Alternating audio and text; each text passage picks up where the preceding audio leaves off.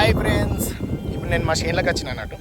చేనులకు వచ్చిన పొలం కాడ 2-3 రోజులు వర్షాలు పడుకు పొలాలలో నీళ్ళు లేవు, గెట్లు అయిపోయినాయి అన్నీ అని చూడనీకి వచ్చిన.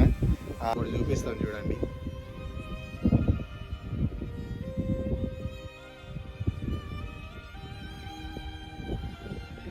కనిపిస్తుందా పాము, నాగుపాము మళ్ళీ వెళ్తుంది.